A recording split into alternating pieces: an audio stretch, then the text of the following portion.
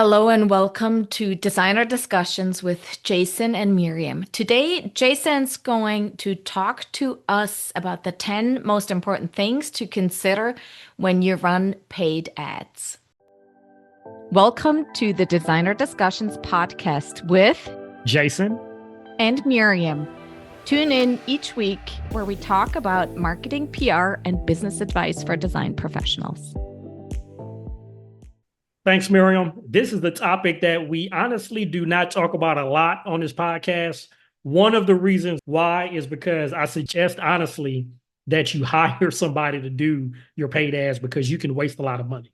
But as I do know a few remodelers that do run their own ads and they have asked me about this. So I said, well, why don't I do a podcast on this?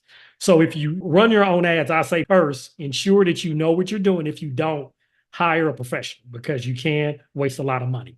But if you want to run your own ads, I'm going to head over 10 things, just like all the other things when I went over website, when I went over social media, SEO, I'm going to head over 5 of them. The other 5 you'll be able to get on our website. I'm going to actually talk about some of the things you should do if you are running ads to ensure that you're not wasting money. Number one, what I'm going to start with, making sure you have a landing page. One of the main reasons that a lot of design and remodeling professionals that run their own ads waste a lot of money is because when they run ads, whether it's on Facebook, whether it's on Google, Bing, whatever it is, TikTok, whatever, they run the ad to their website homepage. That may sound like it's okay, but ultimately that's a bad idea because you have a lot on your homepage.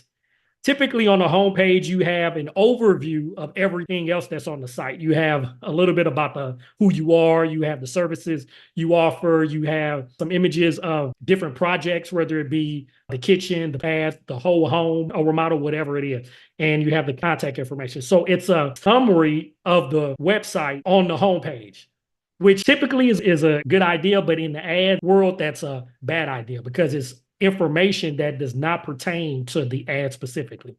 So for instance, if you ran an ad in the kitchen remodeling area, just want to get jobs for kitchen remodeling. If you click and they head to the homepage, it's going to be information on who you are. You may have images of other projects outside the kitchen. You're going to have a culmination of all of the projects you've done, not just the kitchen. So all of that information is going to be overwhelming to anybody that click on that ad because they're going to only be looking for information about kitchen remodeling. So if you have all this other information on the homepage, now you just had them click off because they're finding information they're not interested in. So that's why you need to create a landing page specifically for the purpose of the ad. So if you want to run ads on kitchen remodeling, you need to create a homepage that's all about kitchen remodeling. Every image you have is either a before or after of the kitchen remodel, but it's nothing else. You don't have anything on the bathroom, anything on the decks, roof, anything else that you do. It's only on kitchen remodeling. All the content only pertains to kitchen remodeling.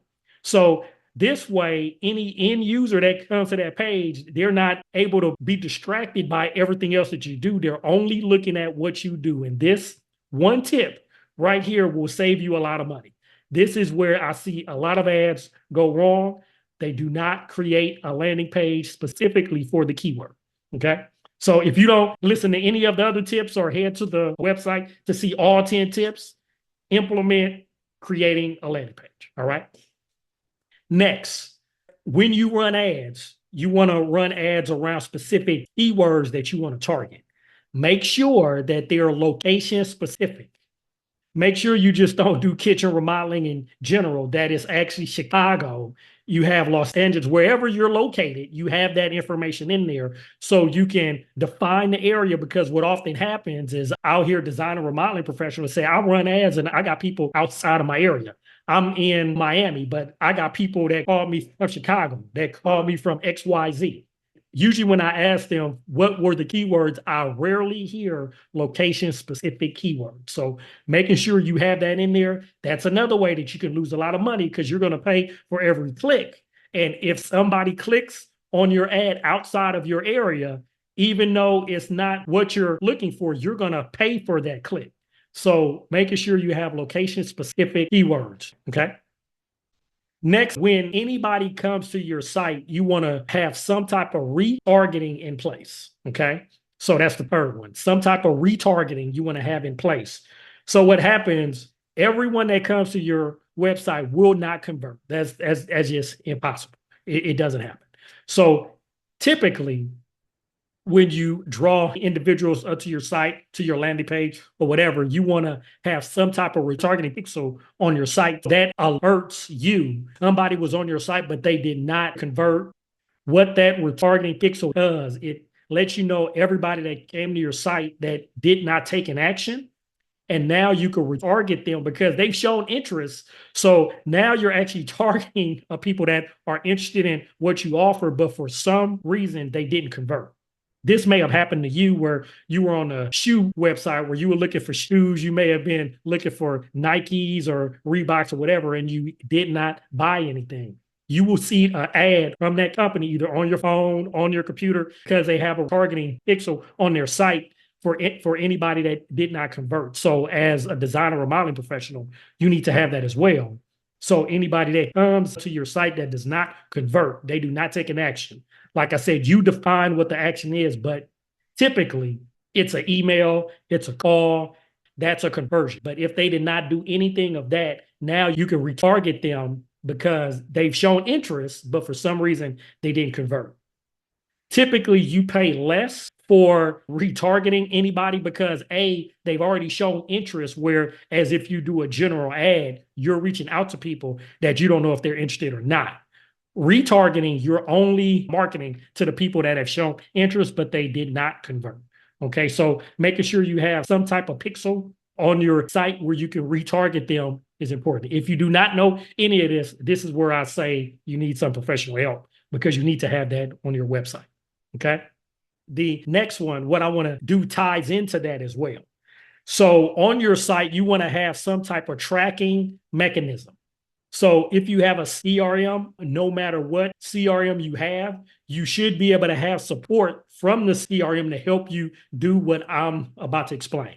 So you need to put tracking from your CRM on your website that it actually track every form submission, every call, every click that happens on your site.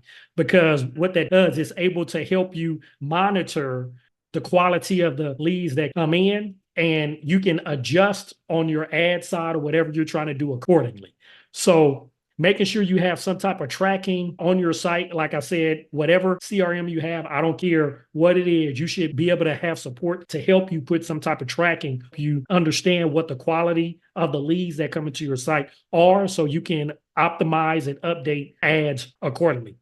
This also helps your ads because when you're able to know what the leads are and the type and the quality of leads, now you're able to see, okay, this ad came from XYZ area and I'm getting a lot of low quality leads from XYZ area. Now I'm able to exclude that area because I'm not getting the type of leads that I'm after. And then I put that money in that area into some other area.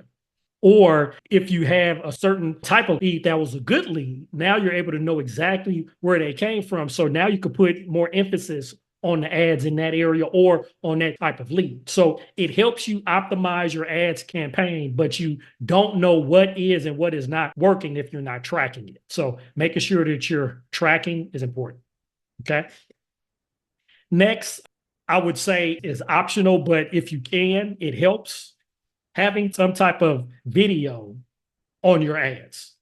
There's a lot of information out there with AI and all of this. It's just an overload of just information.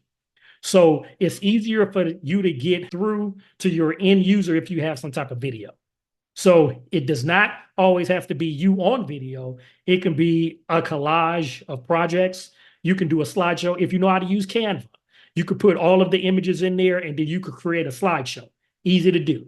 But if you can create video, typically you will have a higher conversion rate because now they're actually looking at multiple images as opposed to one image that you assume is the best image. Now you can show a before and after where you usually have a bigger wow. If you're able to show what the space used to look like and what it looks like now, now the end user is able to relate as opposed to seeing this beautiful image. They're like, well, how does that apply to me? If they see a before space, then they say, oh, okay, my space looks like that. And see the after, now they're able to say, okay, well, you could probably do that for me. So by having some type of video in there helps you overall with your ads. And like I said, it does not have to be you on video. Mainly in our space, you need to have the imagery as the video. And like I said, if you use Canva, which is an easy one to use, but there's a lot of others out there. But if you use that, you can easily add in the images. You can add music behind it. And if you want to add voiceover, you can do that in there as well. So you can explain what they're looking at. But that's easy to do. It helps you tremendously in the conversion rate. And that's something that's not that hard to create to do. All right. So that's 5 of the 10. Like I said, there are 5 others that I have on the website. All you got to do is click on a link to head to the website to see the other 5. Okay. So if you have any questions on any of this, because I know this is a lot, because we don't talk a lot about ads, like I explained earlier, because you can waste a lot of money if you do not know what you're doing. But if you have any questions on any of this, feel free to reach out to me and I'll be happy to help. And we look forward to hearing and seeing you all in 2 weeks on Design Discussions.